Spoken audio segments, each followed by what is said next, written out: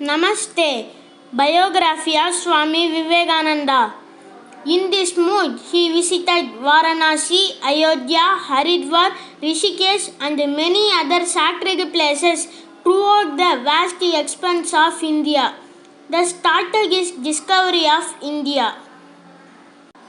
Sometimes he lived in the huts of poor villagers, sometimes in the houses of middle class city folk, occasionally in palaces with Maharajas, and often under the trees. Thus he came into direct contact not only with the heart and soul of his dear motherland, but also within the abject poverty of Indian masses. At last he reached Kanyakumari, the southernmost tip of India, and rushed to the temple.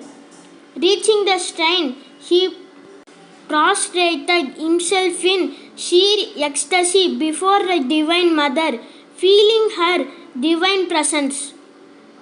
He then went to the seashore. An inner urge prompted him to swim out into the ocean and meditate, sitting on a huge rock at the confluence of the three seas. Meditating on the rock, he became, as he declared later, a condensed India. The glory of Indians past and its present miserable plight gripped his mind. The way to its regeneration flashed before his prophetic soul with stunning brilliance. His patriotic fervor fused into his burning spirituality. India would rise through a renewal of her religious genius, freed from the superstition, hypocrisy, and falsehood that had enveloped it. And everywhere the level of the masses must be raised. For this, the entire nation should be infused with the ideal of service of man as the worship of God. The resource for implementing this new vision would have to come from the wealthy Western countries.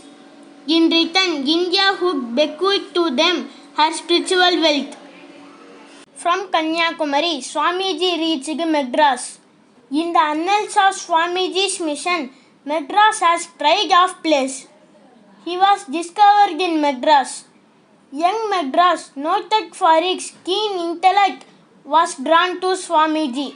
His flawless English, his impressive way of presenting philosophical ideas, the modernity of exposition, and above all his vibrant saintliness drew the young men of Madras to him. He became their hero.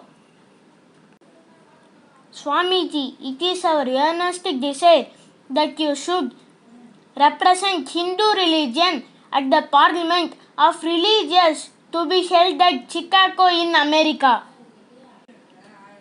We shall go from house to house and raise the necessary funds. Swamiji was a man of God.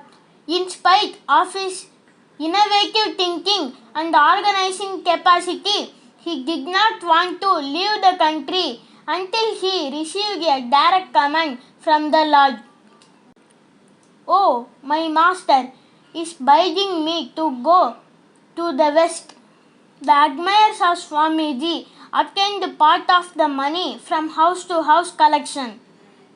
Most of the money came from the poor, and he was sent to America for the poor by the poor. The Raja of Khetri invited him and also made arrangements for his sailing from Bombay. On 31st May 1893, Swami Vivekananda, as he would be known henceforth, embarked on his historic trip to the New World. Verily, from the land of renunciation, I have come to the land of enjoyment.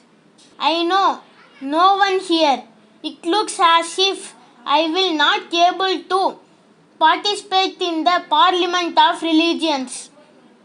Swamiji was just 30 years old. He had to encounter many difficulties. But his surrender to the Lord bore fruit. Help came from the unexpected quarters.